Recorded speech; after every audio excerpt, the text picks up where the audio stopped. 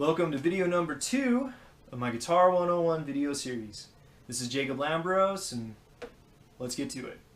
So, on video number 1, I told you about the parts of the guitar and whatnot. Now we're actually going to get to where we can play these a little bit. But there's a few basic things we still need to know. So first off, you need to know the term open string. So that term means this. See how I played that string all by itself? I didn't do anything. When you do that, you play that string open. Okay? If I do this, if I place a finger on the neck somewhere, that string isn't open anymore. But if I do absolutely nothing, just hit it, it's an open string. Okay? So one of the first things you got to learn are the notes you tune the open strings to. So we got a few sayings for that. The one that I like to use is Elvis, 8, Dynamite, Good, Bye, Elvis. So the first letter of every one of those words is the note that you tune that string to, and you do that saying going this way. Okay, so I'll go through it again. E for Elvis, A for 8, D for Dynamite, G for Good, B for Bye, E for Elvis. Alright, those are all the open strings. We also have numbers that we can refer to the open strings as. A lot of people think this is the first string, when in actuality that's actually the 6th string. This guy up here, the tiny one, that is the first string.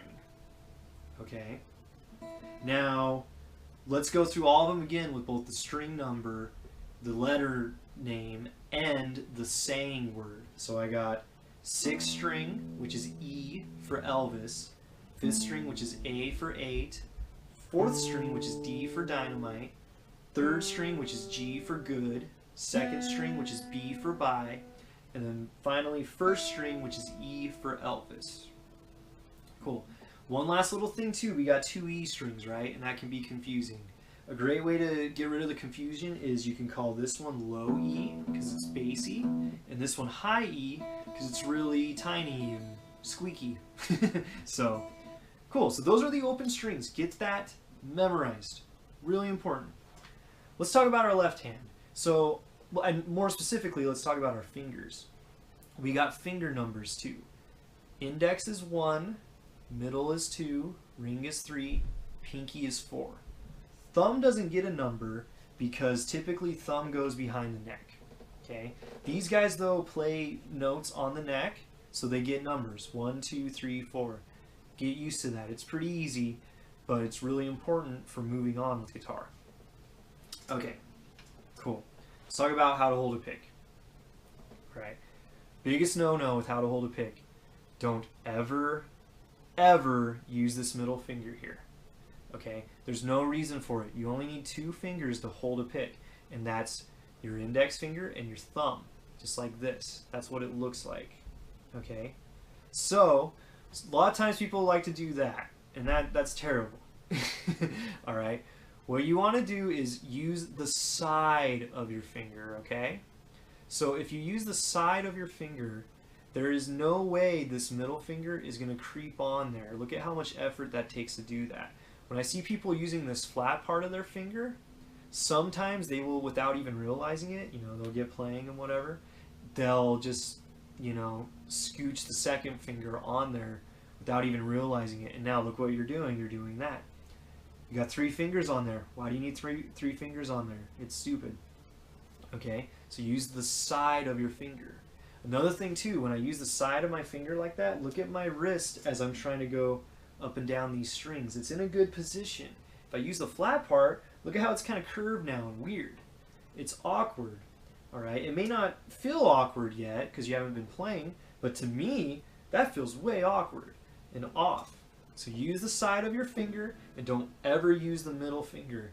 And also, if you notice, I'm kind of getting my finger and my thumb like in a line. They're lined up with each other. Try to do that for most of the time when you're playing guitar. Sometimes when you get a little more advanced, you might kind of do this a little bit, and that's okay. Alright? But I'm still on the side of the finger, right? I'm not like this.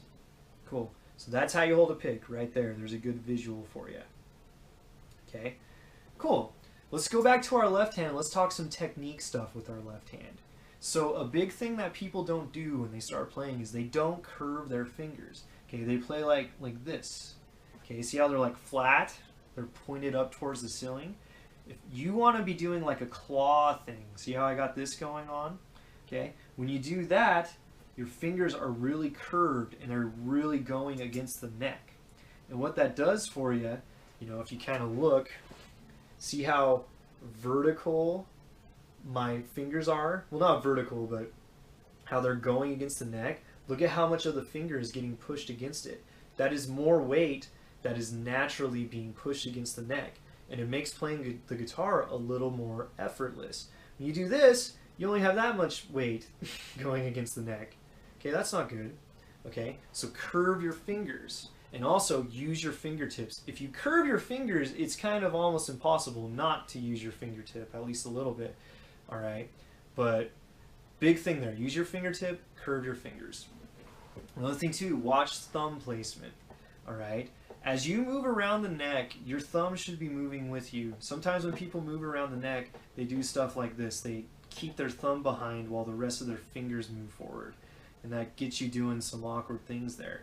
Typically, your thumb naturally should kind of be lining up with your second finger about. So as you see me move up and down the neck, see how I'm kind of pretty much about in line with that second finger there? That's much better than stuff like this. Okay, cool. And another thing, be careful with shooting it clear up over here or clear down here or something. Okay, your thumb typically just needs to go a little bit above the middle of the neck. And when you do that, you know, guitar necks are curved. You can kind of rest your thumb there a little more naturally instead of like having to push against it or anything. So that's good technique right there, what I've got going on right now. Not this, okay, like that. Got a curve on my fingers, got my thumb. You can't see it, but it's just, you know, it's on the curve of the guitar neck. It's not above it, not below it. Right there. Cool, so this is all well and good, but you want to get playing something, right? And I'm going to show you something. This is a very common exercise. This is called a chromatic exercise, or the chromatic exercise. So what you can do, just pick out a fret, start on the 6th string. Great place to start is like the 5th or 7th fret, maybe even 3rd, around that area. Okay, so I'm going to take the 5th fret. All right, and I'm just going to go ahead, I'm going to plant it down, and I'm just going to play it. Okay, all right, then what I'm going to do is I'm going to take my 2nd finger, okay, and plant it down on the 6th fret and play that. And then my 3rd finger is going to go on the 7th, you play that, and then my 4th finger is going to go on the 8th, and I play that. Pretty simple. Each finger gets its own little fret. Now it's important to know, when you're playing on the guitar neck, try to get right before the fret the best that you can. Okay, I kind of mentioned that in my first video, but I'm giving you a little reminder now. That's where the pitch really is. If you move it here, it's not going to sound as good typically. And when you have it there right before the fret, it reduces the risk of there being any buzz later on the string. So go right before the fret right there. Okay, so when you're playing through those notes, with your right hand, make sure you're doing what is called alternate picking. Okay, so what that means is on one note I go down, and on the next note I go up. So I'm in this constant down, up, down, up. Okay, so let's play these notes again. So I got this one, I go down, I go up, I go down, I go up. Now after you've done that, you can go to the next string and do the exact same thing. Down, up, and then go to the next one. And I'll just keep going through all of them. And that's a nice little chromatic exercise that you can do. And when you're doing that, watch for all that technique stuff I told you. Now another cool thing you can do, and actually you should do this, is when you get to the top where I am right now, okay, go backwards. So start with your pinky, your 4th finger, and then go 3rd finger, and then go 2nd, and then go 1st. And then go to the 2nd string, 4th finger, 3rd, 2nd, 1st. Cool. And one last little thing that I'd like to make note of, and especially this is important when you're going backwards. If you notice, when I have my pinky there, I can keep my fingers behind the pinky, and only the pinky note will sound. That's a big thing with playing guitar, is keeping your fingers planted down. And when you're doing descending lines like that, okay, it makes it a little bit easier at times. All right? Cool. And okay, one last little thing for real that you can do with this exercise. If you start on a fret, and when you get to the top, you can actually scooch up a fret, and now I'm on these notes. And then when I get back to the bottom, I can scooch up again, and I'm doing this thing where I'm slowly climbing the neck. That can be a good thing to try too. So anyway, this is video number 2 of my Guitar 101 video series. I hope you enjoyed it. Video 3 is about tuning, which is really important. If you don't know how to do that, I recommend watching that video. If you have any comments or questions or whatever, go ahead and comment. I'd love to hear it. So, see you later.